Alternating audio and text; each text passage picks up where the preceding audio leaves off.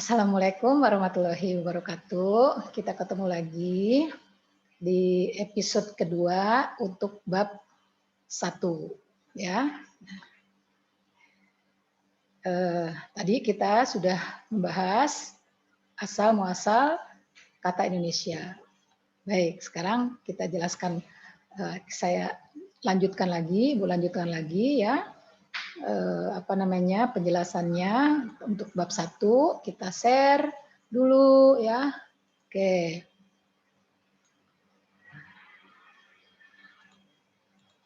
Nah, tadi sampai sini kan, ya, sebagai bangsa Indonesia kita wajib menghidupi jati diri bangsa, ya. Nah, berikutnya nih, visi Indonesia 2020. Nah, sebenarnya ini sudah lewat ya. Ini begini, kenapa 2020? Karena pada tahun 1997 itu terjadi krisis ya. Krisis di Indonesia ya, awal dari reformasi. Ini kita dihadapkan pada abad 20, yaitu globalisasi. Agar bangsa Indonesia bisa mengantisipasi globalisasi ini, maka diputuskanlah ketetapan MPR nomor 7 tahun 2001. Bagaimana keputusannya? Bahwa untuk bisa mengikuti globalisasi atau mengantisipasi globalisasi, manusia Indonesia harus ya religius, manusiawi, bersatu, demokratis, adil, sejahtera, maju, mandiri, dan good government. Baik, ini sebenarnya sudah tercapai, tapi berapa persen? Misalnya religius, nah ini udah berapa persen? Sudah tercapai, kita masyarakat kita religius ya. Salah satu buktinya banyak orang pergi haji bahkan sampai waiting list sampai hampir ada yang daerah yang 20 tahun, berarti kan religius itu. Nah, tapi sampai di mana religiusitasnya dan berapa persen? Nah, itu maka religius itu tidak pernah mencapai 100%. Begitu ya. Karena itu merupakan suatu perjalanan yang tidak akan pernah selesai. Begitu juga manusiawi. Begitu juga bersatu, demokratis, adil, sejahtera, maju, mandiri, dan good government. Indikator keberhasilan ketetapan tersebut antara lain ya, menghormati terhadap kemanusiaan, meningkatkan semangat persatuan dan kerukunan bangsa, toleransi, kepedulian, dan tanggung jawab sosial. 3, berkembangnya budaya dan perilaku sportif serta menghargai dan menerima perbedaan dalam kemajemukan. Menguatnya partisipasi politik sebagai perwujudan kedaulatan rakyat dan kontrol sosial masyarakat. 5, berkembangnya organisasi sosial, organisasi kemasyarakatan, dan organisasi politik yang bersifat terbuka. Meningkatkan kualitas sumber daya manusia, sehingga mampu bekerja sama dan bersaing di dalam era global.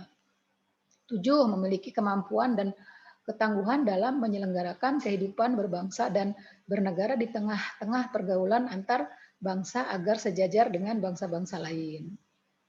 Terwujudnya penyelenggaraan negara yang profesional, transparan, akuntabel, memiliki kredibilitas, dan bebas KKN. Ya, ini masih berlaku sampai saat ini. Undang-Undang Nomor 20 Tahun 23 tentang Sisdiknas melalui mata kuliah pengembangan kepribadian, MPK, masyarakat atau mahasiswa khususnya mempunyai rasa kebangsaan atau cinta tanah air. Maksudnya apa? Menyatukan tekad menjadi bangsa yang kuat, dihormati dan disegani oleh bangsa lain, mempererat persatuan kesatuan baik dalam arti spirit maupun geografi sehingga dapat menyediakan frontier. Nah, frontier ini apa sih? Frontier itu terdepan ya. Nah, di daerah frontier, daerah-daerah terdepan, daerah-daerah perbatasan itu masyarakatnya itu ada kegalauan ya antara Indonesia dan Malaysia misalnya begitu. Itulah yang disebut frontier. Dan mampu mewujudkan masa depan visi Indonesia 2020 yang mampu menghadapi globalisasi. Nah, ini Undang-Undang RI nomor 17 tahun 2007 tentang RPJPN 2005 2025. Nah, ini masih berlaku sampai sekarang ya, ini kan 2021 sekarang. Rencana Pembangunan Jangka Panjang Nasional. Visinya Indonesia yang mandiri, maju, adil, dan makmur. Mandiri tadi kan, yang sudah Ibu sebutkan di video pertama tadi. Misinya mewujudkan masyarakat berakhlak mulia, bermoral, beretika, berbudaya, dan beradab berdasarkan falsafah Pancasila. Mewujudkan bangsa yang berdaya saing, mewujudkan masyarakat demokratis berdasarkan hukum, mewujudkan Indonesia aman, damai, dan bersatu, mewujudkan pemerataan pembangunan dan berkeadilan, mewujudkan Indonesia asri dan lestari, mewujudkan Indonesia menjadi negara kepulauan yang mandiri, maju, kuat, dan berbasis kepentingan nasional. 8. Mewujudkan Indonesia berperan penting dalam pergaulan internasional. Ya. Baik, berikutnya. Ya. Nah, sekarang sebelum tantangan multikultur, rencana pembangunan nasional berjalan, yaitu 2019 sampai 2024, itu ada di dalam bahan ajar, di dalam teks dalam bentuk Word ya. Anda silakan baca.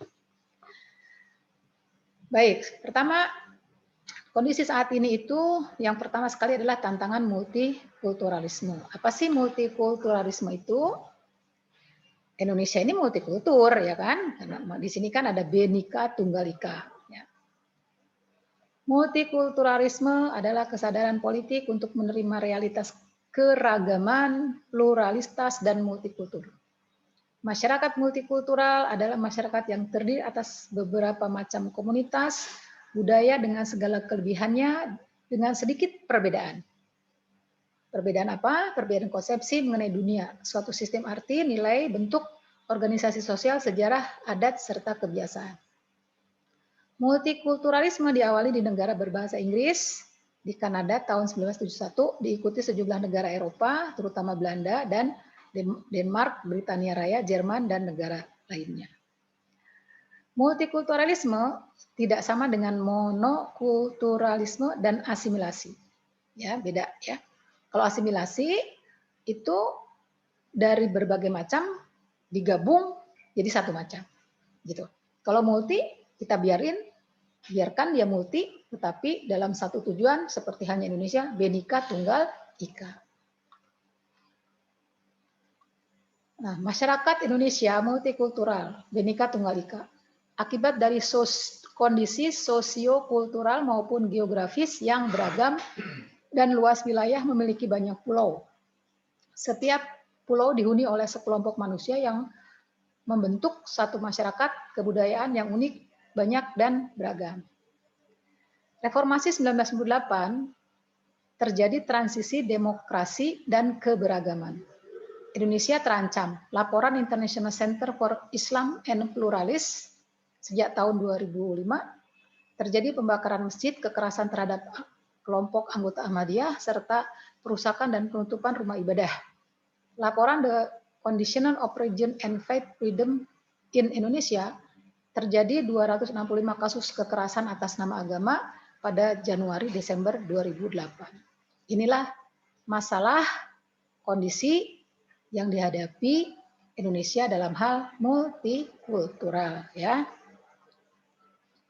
Penyebabnya, menurut Raka Santeri, masyarakat lebih memuliakan agama daripada Tuhan.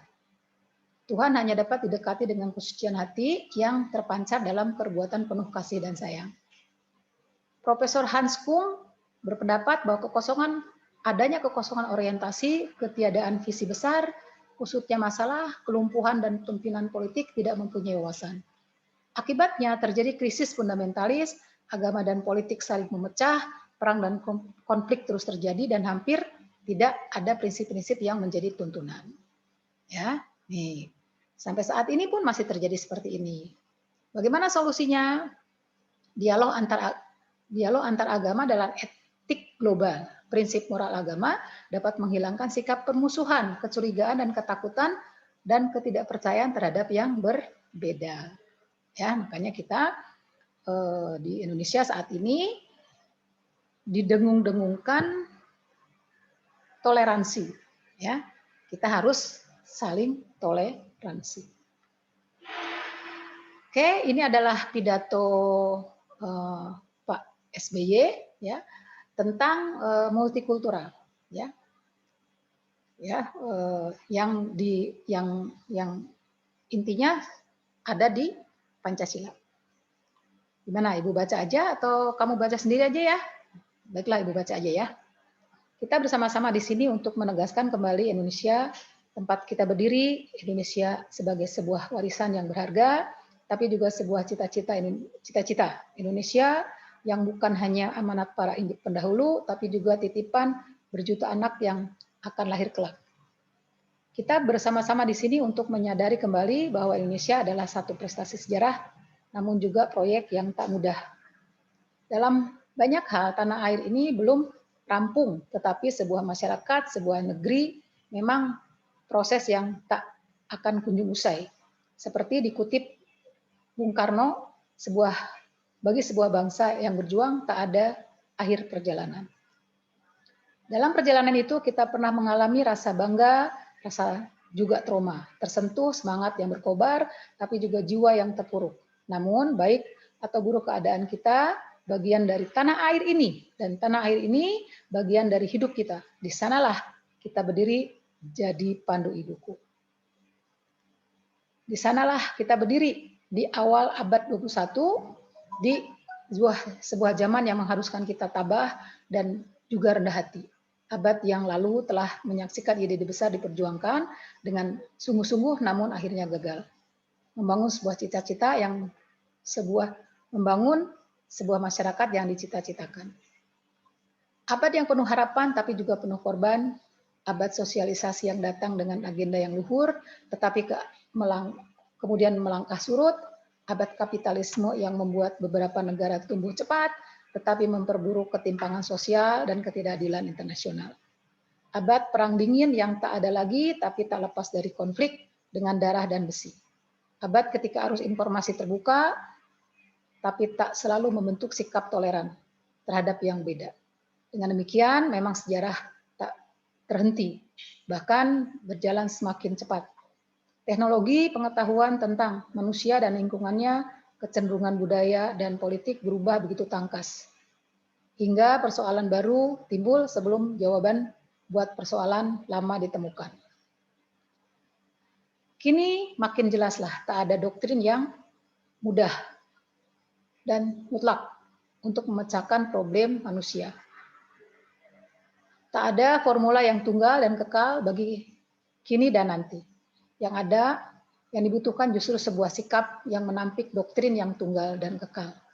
Kita harus selalu terbuka untuk langkah alternatif. Kita harus selalu bersedia mencoba cara yang berbeda dengan sumber-sumber yang kreatif. Sumber-sumber kreatif yang beraneka.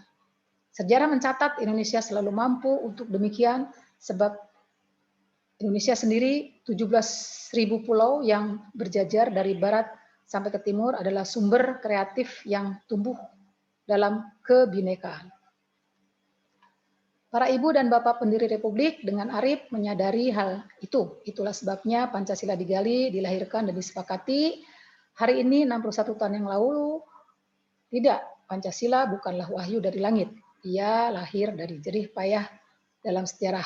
Ia tumbuh dari benturan kepentingan, sumbang menyumbang gagasan, saling mendengar dan bersaing dan berembuk. Dengan demikian ia mengakui perbedaan manusia dan ketidaksempurnaannya. Ia tak menganggap diri sebagai doktrin yang maha benar. Tapi justru itulah sebabnya kita menegakkannya, sebab kita telah belajar untuk tidak jadi manusia yang menganggap diri kita maha benar.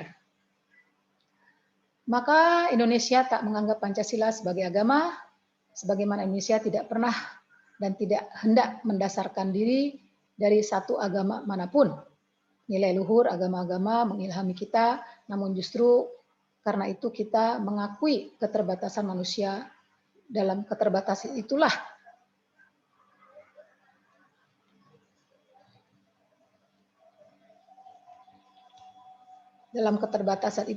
tak ada manusia yang bisa memaksa berhak memonopoli kebenaran dan patut menguasai percakapan. Maka hari ini kita tegaskan kembali Indonesia sebagai cita-cita bersama, cita-cita yang belum selesai. Maka hari ini kita berseru agar membangun jiwa Indonesia, bangun badannya dalam berbeda dan bersatu. 1 Juni 2006 Presiden RI. Nah, ini ya. Ini pada saat peringatan kesaktian Pancasila 1 Juni 2000. Oh, maaf, lahirnya Pancasila 1 Juni ya. Presiden SBY menjelaskan bahwa multikultur itu memang anak kembarnya Indonesia begitu ya. Jadi di situ dijelaskan bahwa kita tuh banyak masalah, tetapi selalu dapat mengatasi masalah itu. Kenapa? Karena beribu karakter, beribu kreativitas yang ada di Indonesia. Ya. Oke, supaya tidak panjang-panjang, Ibu selesaikan dulu di sini. Nanti bab 1 akan Ibu teruskan dengan video yang ketiga, ya. Jadi tidak panjang, jadi bisa spot-spot begitu ya, nah, supaya Anda punya kesempatan untuk bernafas atau beristirahat. Baiklah, nanti kita sambung lagi ya pada episode ketiga. Baik, sekian dulu untuk episode kedua ini. Assalamualaikum warahmatullahi wabarakatuh.